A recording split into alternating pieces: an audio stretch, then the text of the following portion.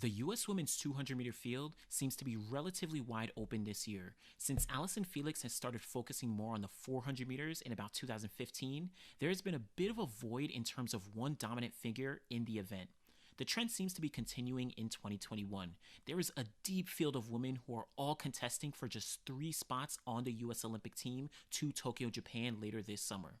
So let's dive in and take a look at some of the women who have a chance to make the Olympic team in the women's 200-meter dash.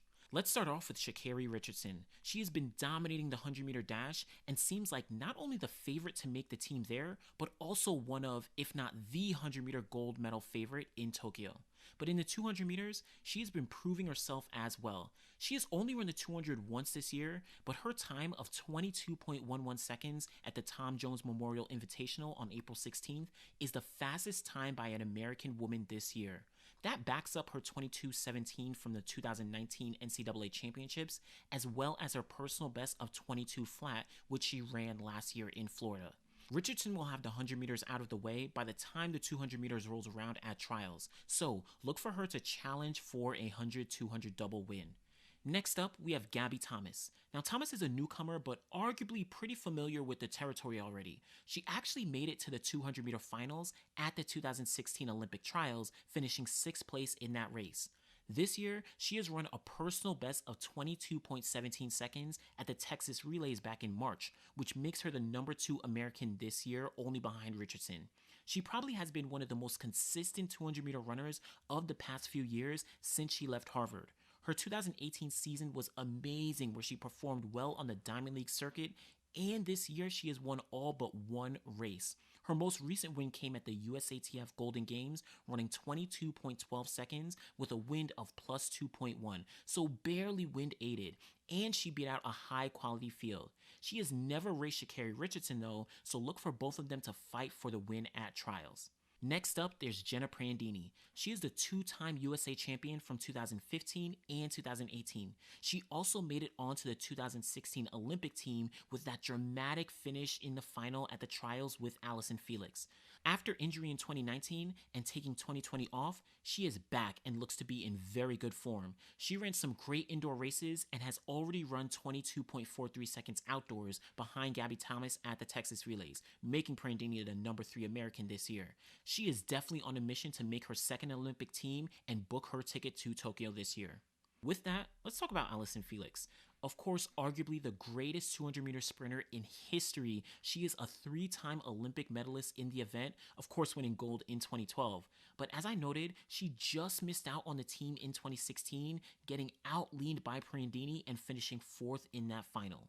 Indoors, Felix ran 22.59 seconds, and more recently, she has run 22.26 seconds with a plus 2.1 meter per second wind, just behind Thomas at those USATF Golden Games. So that proves that she is in form and has the speed to compete with these other ladies.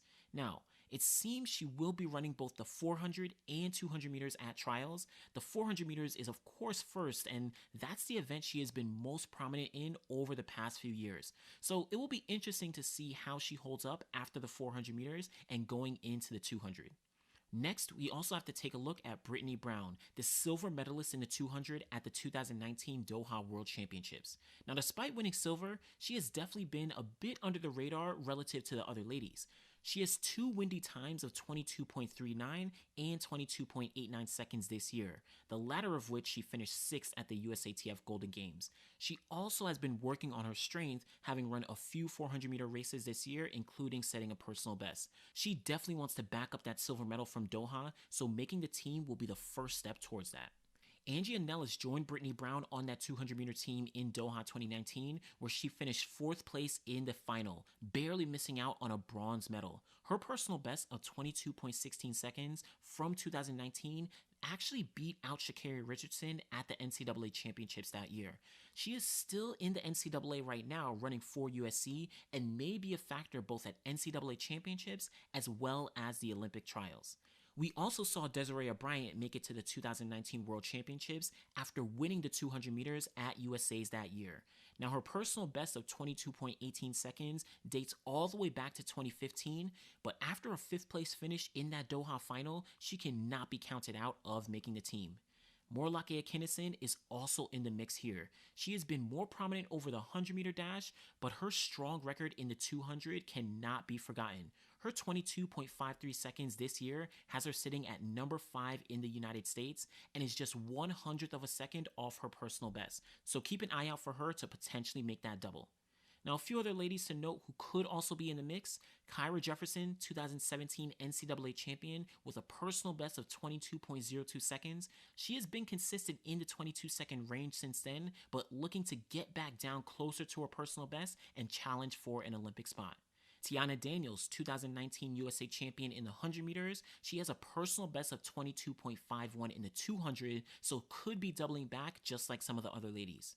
On the NCAA side of things, Tamara Clark of Alabama needs to seriously be considered. She ran a personal best of 22.50 seconds this year, which is number 4 in the United States, and also ran a wind-aided 21.89 seconds at the SEC Championships. She may be more of a force on the 100 meters, which I think she has a better shot of making the team there, but considering how she's running right now, don't be surprised if she sneaks onto the 200-meter team as well.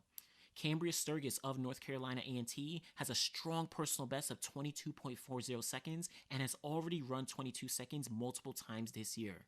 Also, Abby Steiner of Kentucky, indoor NCAA champion, she might also factor into the race if she is able to replicate some of her indoor performances during this outdoor season. Now, Kennedy Flannel of Texas has a personal best of 22.55 seconds from this year, which is number 6 amongst Americans, and also a windy 22.52 seconds. She finished second to Steiner at the Indoor NCAA Championships and will likely be challenging for the win at the Outdoor Championships. Now, there are definitely a few women who I didn't mention here, but overall, it's very clear to see that the women's 200 meters is not as clear-cut going into these U.S. Olympic trials. So, who do I think will make the team? I'm going to say Sha'Carri Richardson and Gabby Thomas are probably the top 2 that I'm super confident to make that Olympic team. Richardson's speed is unmatched, and Thomas has also been too consistent and knows how to control a race. Behind them, I think it's actually pretty wide open with many of the women I mentioned, but I'm going to say Jenna Prandini will be able to sneak onto the team again. Aside from Allyson Felix, Prandini is probably the most experienced woman in the field and has been making some serious strides this year coming back from her injury. I think Felix does have a strong possibility to make the team as well, but I would love to see what she does in the 400 meters first before saying she will come back and complete the double. So, those are my picks to make the women's 200-meter team, though I very well could be completely wrong once the U.S. Olympic trials comes around in June. But let me hear from you. Go in the comments below and let me know who you think will make the women's 200-meter team at the U.S. Olympic trials this year. Make sure you like the video, subscribe to the channel, and be back again next time. Thanks.